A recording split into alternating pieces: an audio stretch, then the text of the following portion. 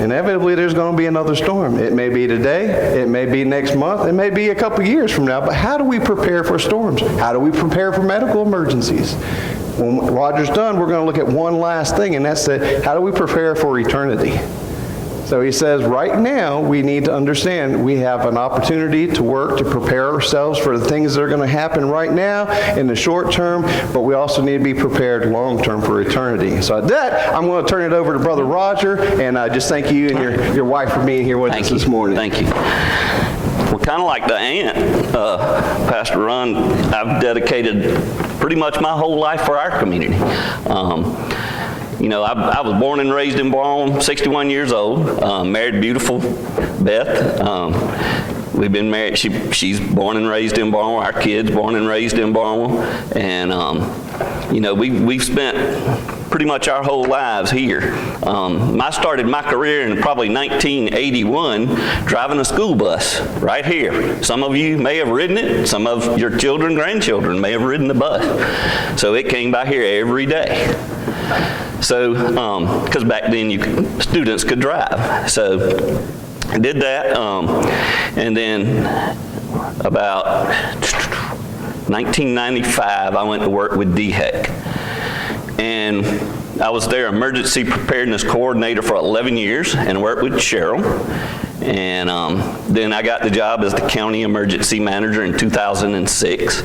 And of course, Cheryl was so good at DHEC, I brought her along with me. So I got about 30 years experience dealing with disasters. Been doing it a long time. Besides myself, there's probably only 2 other in South Carolina with 30 years experience or more. So anyway, let's get back here. Day to day, what do me and Cheryl do day to day? And before I get into the disasters, I just you need to know some things about the county and how we work. So storms aren't every day. So we don't just sit in the office and twiddle our thumbs and, well, we do watch some TV, but it's mainly news and weather. But we plan, we train, we exercise, and then Cheryl manages our grants. A lot of people see county money and they say, ooh, he's just wasting money on this. Well, 90% of our budget that me and Cheryl spend is grants. And we were instrumental in, I don't know if anybody's been by the high school and they're building a $11 million gym, safe room. That's grant funded. So that will be a place that our local citizens can go if we need to. So we work down in the basement of the courthouse, and it's called the EOC, or Emergency Operations Center. Down there we have showers, men's and women's showers, restrooms, a kitchen, generator that'll run probably 2 or 3 weeks, enough fuel for all that. Internet, phones, we even have the old analog phones, so they work when nothing else works. Again, kitchen, multiple forms of communication, and we have spent upwards of probably 2 weeks during the 2014 ice storm. I probably never left. Maybe to go home just to see my family. But doing what I do, I've missed a lot of birthdays, graduations, because you don't know when things happen, but you have to be dedicated to serve your community. And I call Barnwell County my community. Several times I've worked in other counties for their disasters, and they ask several of us due to experience. We've been through it, so we can go and help some of the newer people. When I go there, that's my community, and I tell them, this is, I'm gonna treat y'all just like I would my home. There's no rich, no poor, no black, no white, no wealthy, no anything. You're my community, and I'm gonna do whatever I can to take care of you and make it as less stressful as possible. So Helene was our last time we activated, I think. Who all do you think sits down there with us? It's not just me and Cheryl doing everything. I tell everybody every time, I don't know anything. It's the people out there that are sitting there, they're the ones that do it all. And they make me look good because I'm standing there kind of coordinating. So who all do you think works down there? We have shelter people like Red Cross, DSS, Used to be DHEC, now it's DPH. Those sit down there. If it's a mass fatality event, it could be a coroner, a mental health. Hospitals, we don't have one anymore, so I don't have a hospital representative. Law enforcement, fire, EMS, they're all down there. Savannah River Site's very important. Even something that doesn't involve them, they are generally there. Communications, and all I do is coordinate these people. That's what I do. And evidently I'm pretty good at it because I'm still doing it, you know. Cheryl might tell you different, but she's the one that really knows everything. She tells me what to do all the time, so if you ever need information, that's your go-to. So local emergencies, you know, we prepare for fires. We just sent last night 5 fire trucks to Orangeburg. They have a very, very large recycling type center on fire, and we sent 5 trucks and probably 10 people for a 12-hour shift. I haven't heard back from them this morning, but I was kind of covering on the fire side last night while our fire coordinator was there. So we have fires. Rarely do we have like wildfires that, like California, where it damages a lot of houses. Thunderstorms. Anybody know why a thunderstorm, why you get a warning that says there's a thunderstorm warning or a thunderstorm watch? Has nothing to do with lightning. Nothing. In order to get a thunderstorm warning, you either going to have 1-inch hail or larger, or winds above 58 miles an hour. That's the criteria for a thunderstorm warning. Floods. South Carolina preaches, and I do as well. When it's flooding, roads are flooded, turn around, don't drown. The reason being is it only takes like 6 inches of water across the road to float your car off. Well, just because you went through that, I might have to send 8 people to come save you. So I'm putting 8 responders in danger to save the 1 person that didn't listen. So make sure you turn around, don't drown if there's water across the road. Earthquakes. We have earthquakes in South Carolina? I heard there was a couple this week. A couple. How many do you think we've had in the last 5 days in South Carolina? 1. 10. We've had 10 earthquakes in the last 5 days in South Carolina. All of these have been focused around Greenwood area. About a year and a half ago, we had one a day for like 14 days around Kershaw, I think. So earthquakes, and Cheryl's passed out some guides. You know, we have them. They're not these major, knock on wood, California earthquakes, but we could. Years and years ago, Charleston had a major one about leveled the city. So it's possible. But having 10 in 5 days, that's enough to give you some concern. We can feel them far, far away. We've had one during the ice storm. There was an earthquake up around Anderson in the middle of the ice storm, and we had damaged bricks coming off of some buildings in Barlow. So they can be felt a long ways away. Winter storm. The worst event I ever worked was the winter storm we had in 2014. I've done hurricanes, I've done tornadoes, I've done everything in the world, hazardous materials, you name it. But that was by far the worst. And again, we lived in the EOC for 2 weeks. Beth, my daughter came, was answering phones. My mom and dad, they came and were answering phones, opening doors for people because we have a secure place. So things like that, you know, people don't realize the amount of work and me recruiting my family to come and spend 2 weeks of their time to help out. The last few years I've gotten really good at kind of recruiting high schoolers. If the school's closed, they can come in, and I'm not technically literate, so I get my students to man my Facebook page. And they put I just say, this is what I want to say, let me review it for you, post it. And they handle it. Answering phones. I've had a student answer phones for 2 weeks during the ice storm, I believe it was. And she did such a good job. I actually, when the media came to interview me, I said, talk to these young people. I said, they're the ones that are making this thing work. You know, they needed recognition for what they were doing. They were sacrificing their time away from school to work. So it's important to have that. Chemical, hazmat, You know, how many trucks go up and down our roads every day and you see the little sign on it with a fire or the skull and crossbones? Well, those trucks have numbers on them. So if one turns over and leaks, I can look at a book and know what it is. Do I need to evacuate people? Do I need to, what do I need to do? What do you think? I teach college classes at Voorhees at night, and I've graduated 20 students with a 4-year degree in emergency management. And I tell them all, the very first class, if you get the answer to this, you got an automatic A the rest of your career. So what do you think my least favorite truck would be to respond to if it turned over? Which one? Nuclear. Nuclear? Nope. Any other guess? Walmart. You cheated. Why Walmart? Because they got everything. They got ammonia. They carry bleach. As a child, your mom and dad tell you, don't mix ammonia and bleach to clean that, and it'll kill you, right? They got paint thinners. They got all kinds of stuff. They don't have a placard on the side that tells me what's in it. So when I'm responding to that, you have no idea. It might just be paper towels.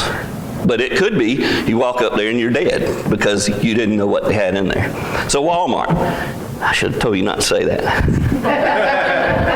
What's one of the most recent large disasters we had? Killed a lot of people. Pandemic, COVID. So we started preparing for a pandemic actually before I left DHEC, probably 2004. We started writing a pandemic plan. We didn't know anything about COVID. We were actually planning for the bird flu. Our flus that we get every year, A or B or whatever, they start in Asia. And as birds migrate over here, then it gets to people and it's spread. So we were preparing in 2004 for a pandemic, and then 2007 or 8, I think we had a mild swine flu, and people were going around getting the little things. I took the one up the nose. I think some people were taking shots. So a pandemic is not unheard of. And then, lo and behold, we were at a conference in Myrtle Beach, and all of a sudden, COVID started. And, we were panicking.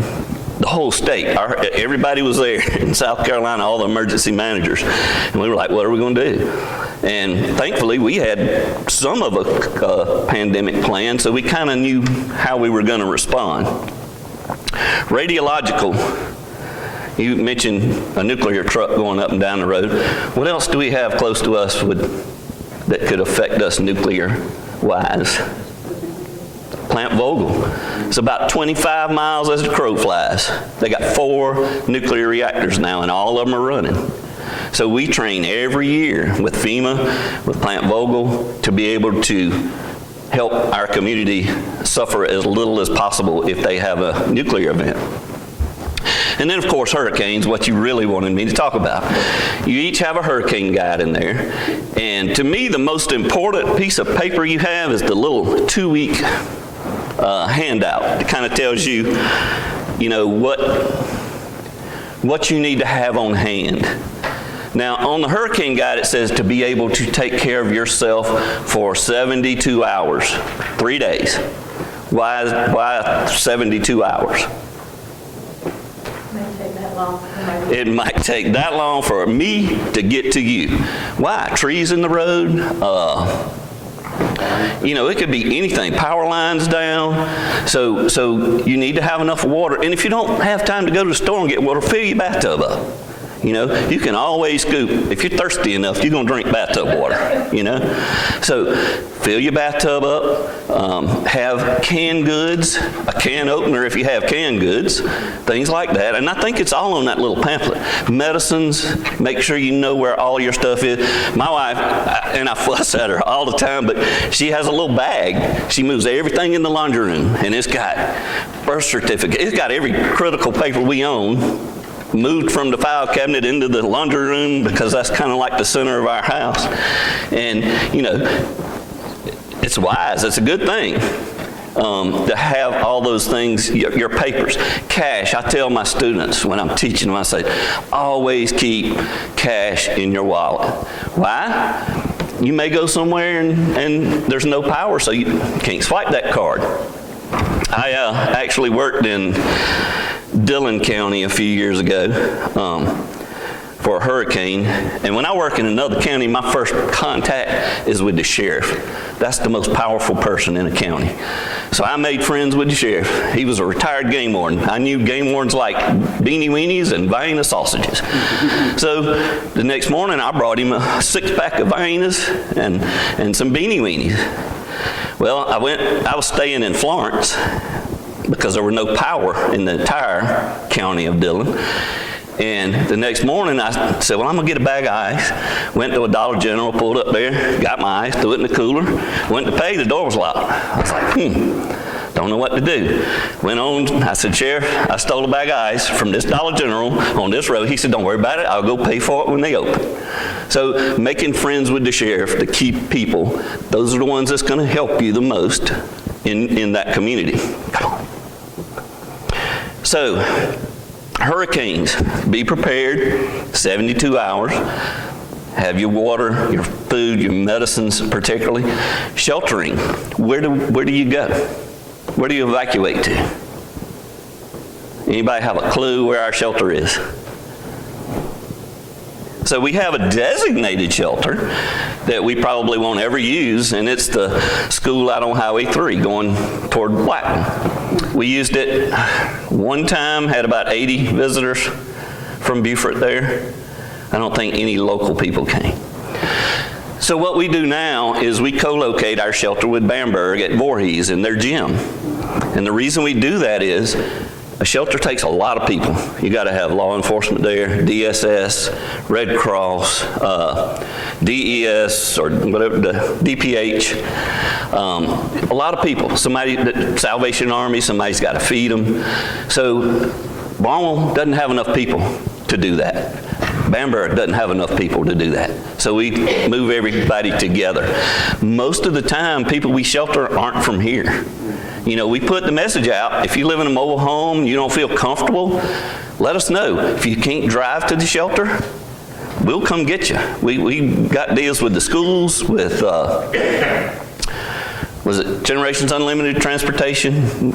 So we can get you there, and we can get you back home eventually. Do you ever want to go to a shelter? Not particularly. I've been in them, and it's not the greatest thing, but if it keeps you safe, you do what you got to do. I think they may have increased it, but you used to get 15 square feet per person in a shelter. That means Ron's laying there on his little 15 square feet, and somebody from somewhere else that he doesn't know is laying right there, you know, and you may have some people that mentally don't need to be there, or they forgot their medicines and kind of don't act exactly right. So you don't want to go to a shelter if you don't have to. So Ron asked me earlier, like, what can your church do? And I would encourage you, for an event, I would encourage you to look out for your community. That's what I would do. You know, if you decide, hey, we're going to open some classrooms for our local people who don't feel safe, let me know. I'll try to bring a generator out here. I did, Long Branch Church did one during Helene. I loaded up a generator, took it out there, power went out, I showed them how to use it, they cranked it up, ran it all night. They only had 4 or 5 people, but those 4 or 5 people were benefited by the church doing it. During the ice storm, First Baptist Church opened up, we had a lot of people in there, and we actually pulled 2 generators there. So do things like I do for the entire Barnwell County community, do things for your church community. You know, feeding, we can't really accept any food that's not from an approved, used to be DHEC inspected kitchen, now it's DES inspected kitchen. So, you know, we can't take things. We can't take donated things unless they're brand new, wrapped up. I've been to places where people want to donate old socks and stuff, and it looks like a yard sale, and we have to get rid of it. after the storm's gone, because we can't give it to people. You know, new flashlights, batteries, things like that, we can give. The littlest brochure that has the pictures on the front. I don't know how many of you know Miss Cheryl Long, but she's on the board of Office on Aging. And she called me this week to do 2 presentations, like I'm doing here. But she wants to go ahead and fix up kits for every one of the people that go to these aging centers. And she's trying to get everything that's on that list together and gonna put it in, I guess, like a rolling bag or something, to give to every person that goes to the aging centers. So things like that you could do for your community. Going back to shelters, a lot of you don't know that we host Beaufort County because they're on the coast if they evacuate. Well, the citizens aren't coming here to go into Voorhees, right? So who do we host? Who else? So right now, we have about 800 Marines from the air station. They go to the middle school. We have about 1,700 first responders from Hilton Head, Bluffton, Port Royal. They go to the high school. We have about 1,200 Beaufort County first responders. They go to the school on Haygood. And we have about 250 Highway Patrol, and they go to the newest school. The reason they're here is to help push back to the coast after the storm. So we're housing a whole lot of people. But the gift is, while they're here, I can use them like they're my employees, free of cost. So if I need them to push roads, and they bring everything, I mean heavy equipment, everything. So if I need them while they're here, if I need their ambulance to haul people to hospitals, load them up, take them. Doesn't cost us anything. So it's kind of free labor. And we've been doing this for a lot of years, No other county has that same arrangement with other people. But in my mind, the reason I do it is all the help I can get for free is best for my community while the wind's blowing, you know?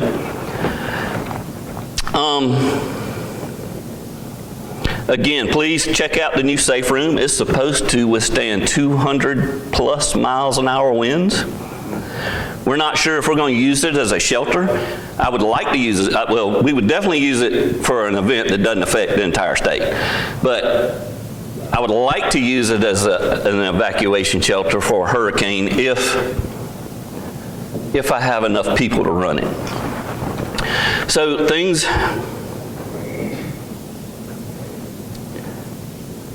you can do to be more prepared. Again, you need to be able to take care of yourself for 72 hours. Have a plan for your family. How many of you have a family plan? Probably everybody has a fire escape plan, right? No?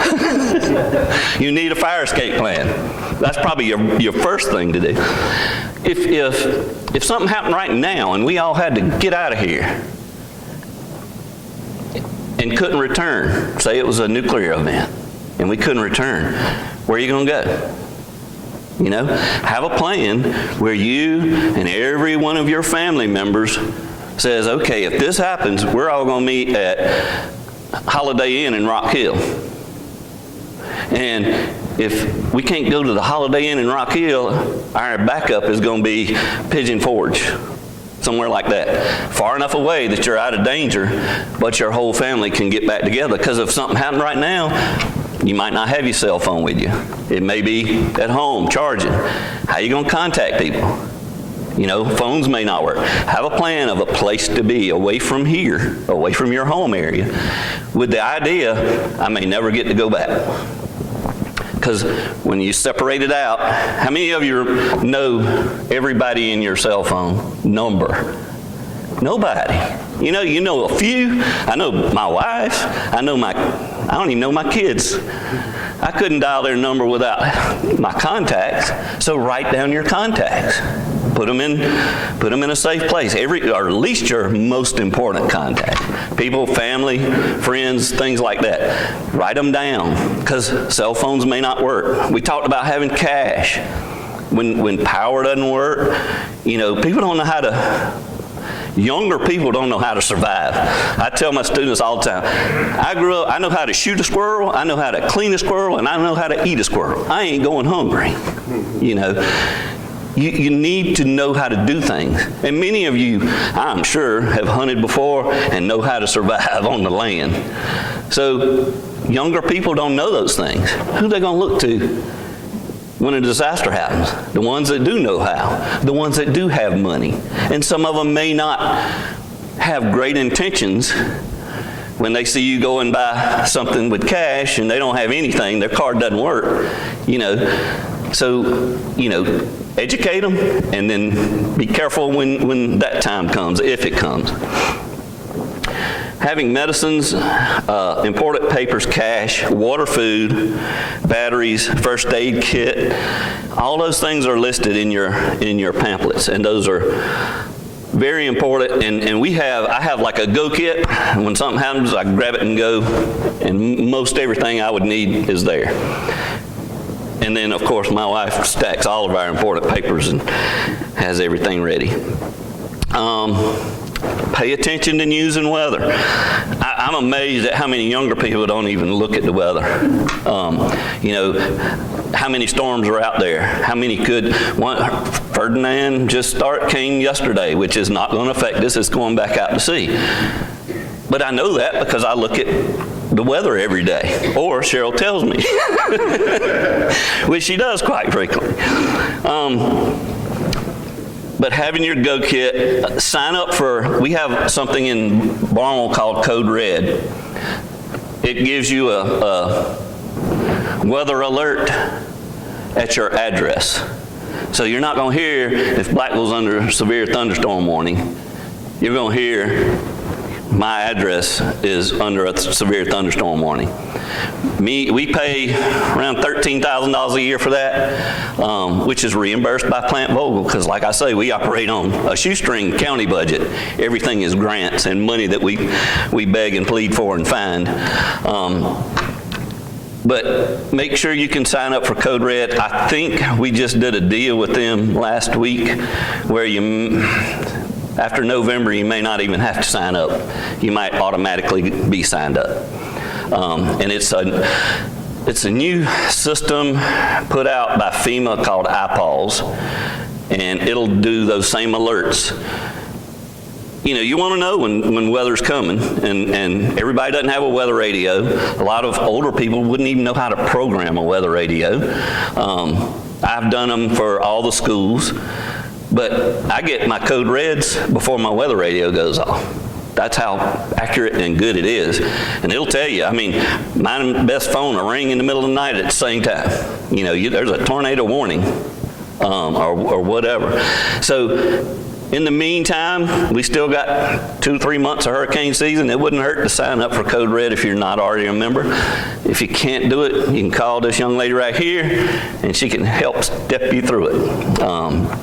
So I know she appreciates that, but y'all, you really got to understand, she's the glue that holds emergency management together in Barnwell. You know, she's one of your best resources. So what can your church do? Take care of yourselves. If you don't want to do that, volunteer for the Red Cross. You know, if your house burns down, we ask Red Cross, and they'll come and put you up in a hotel. They'll take care of you for 2 or 3 days. But we have 0 volunteers in Barnwell County that I know of. So ours come from Macon. If you want to give money, I highly, highly encourage you to give money to the Salvation Army. They have fed us 3 square meals a day for 2 weeks. Every first responder in Barnwell, however, if it's 1,000. They'll say, what do you want for supper? And I'm thinking, oh, peanut butter sandwich or something. No, pot roast, mashed potatoes and gravy. 3 good meals a day. So every time at Christmas, when best shopping, I'm dropping money in Salvation Army because they really take care of us. Southern Baptist did the same thing during the ice storm. They fed us. They were cooking in Charleston and delivering 3 meals a day to Barnwell for first responders and emergency workers. So, giving your time, volunteering. I can always use, especially somebody that's good on Facebook, down in my EOC. You know, make a phone call. What can I do to help? Well, we'll find something. During Helene, we weren't affected nearly as bad as others. So a lot of our equipment went other places. Well, when I'm sending a trailer to Saluda, I sent a pallet of water and a trailer to Spartanburg. Edgefield, we sent some stuff. We sent a generator to Allendale. So just somebody with a truck that can move stuff is a huge help, because I can't drive everywhere, and the county doesn't have a lot of staff that can drive things everywhere, but moving things around. Even locally, we moved generators from the landfill to our morgue, to Allendale's morgue, all in like 4 days. We had to have the landfill open for debris to come in. Of course, we had to keep our morgue cool. Allendale's didn't have power either, so we had to keep theirs cool. But we've been fortunate. We get this money, and people say, well, he's wasting it on this or buying this. I've been very strategic in what I've purchased for us. Generators are the key. We got 7 that we can pull behind a truck and operate a building. You know, maybe not every light in here, but they could definitely keep you warm and keep a light or 2 on. So being strategic on what we've bought has, now everybody wants it when they have a disaster, because they know we have it. Communications trailer. Yeah, the communications trailer, which we got built at the Career Center. It's a recharge trailer. It's been to Georgetown, Edgefield, back to Georgetown, and Saluda. And basically it's a trailer, pull up, got a generator on it. People that don't have power can go up, plug the cell phone in, has internet. We can recharge emergency radios, everything on it. And the kids out there built it for little or nothing. But yeah, South Carolina is very unique in we help each other. If we're not affected, that's why I've been to Clarendon County for a week and Dillon County for a week and other places. I've been to Georgetown. But if something happens here, one phone call, those guys are back here helping us. Actually, I'm going on vacation here in the middle of hurricane season for 10 days, and I'm leaving it with Cheryl and our fire coordinator. He's never been through a big event. She has. But this is the thing. I have been on vacation and had something happen, and as soon as my phone rings, I'm not heading back, but I know enough people that I can get whatever done through making phone calls. And again, I've been doing this so long. Everybody in the state pretty much knows me, and I know pretty much everybody in the state. It's just a phone call away. And the group that my main group of 7 or 8 people, every one of them, they give you the shirt off the back. They would break their neck to get here. I didn't realize how important that was until the ice storm. I was trying to do it all myself. And I got just mentally burned out, emotionally burned out. Didn't really realize how important mental health counseling was. And Miss Cheryl Long, a lot of people love her, a lot of people hate her, but she recognized that I was struggling. She said, let's go to the office, shut the door. So we went in there and had a heart-to-heart and a prayer, and I felt better. And every day after that, she would come and we'd go in the office for an hour, and I'd come out better. Because when you're stressed, sometimes you don't make the best or the right decisions. And all I ever want to do is make the best decision for my community. And do the right thing. You know, the less we suffer, the less I'm gonna hear about it after the fact. Well, why didn't he do this? You know, everything we do, we try to do, again, for what's best. But at the same time, you know, we have to do it in the right frame of mind. So having those people come do, and Helene, first thing I know, Cheryl Long's called me, you need me to come by and talk? And I'm like, well, not today, but maybe tomorrow. Because when a disaster happens, you know, I've been up over 48 hours at the clip. And you don't function the same when you do that. After saying that, I guess I'm going to say, is there anything I did not cover that you would like me to talk about? And then I would be open for any questions. Because the last thing I'm going to do is keep people long, and between here and lunch, I don't know what is, I'm getting close. Any questions? Anything you would like me to answer that I can ask Cheryl to answer and get back to you? You need to give everybody Cheryl's number. Hey, I think everybody has mine. I really do. This is the other thing. My number's always out there, my cell number. If I don't answer it, I'm going to call you back. So call it 24 hours a day, 7 days a week. I tell my students the same thing. I had a student call me at 2 in the morning. They were stuck mud bogging. Can you help us, Mr. Riley? I'm like, no, not at 2 in the morning. But I'm going to call you back. And the only reason I wouldn't answer would be because I'm already on the phone with somebody else. But I'm always available. I've always put myself out there for everybody. My number's been out there for everybody. I have never tried to avoid or hide a phone call. So, any other questions? The importance of staying off the road. Yeah, exactly. Like we said, instead of just not the turn around, don't drown, hurricanes. Trees coming down. People want to get out and joyride. A very good friend of mine lost 2 firemen's lives. They were responding to someone who didn't stay off the road. A tree came down on the fire truck, killed them both. A young man and an older gentleman. He has a house here in Barnwell. He called us and said, in the middle of dealing with human life lost, and he's like, my house suffered some damage. Can you possibly tarp it? I got some guys, and we went around there and fixed it. I mean, we put new shingles on everything because I knew he didn't need to be worried about this. He needed to be worried about, you know, his people, his community. We're going to take care of it here. So that you know, if there's a storm, snow, don't go out joyriding because, again, I might have to send 6, 7, 8, 10 people to come save you. And that's what happened. These 2 guys lost their lives trying to save somebody.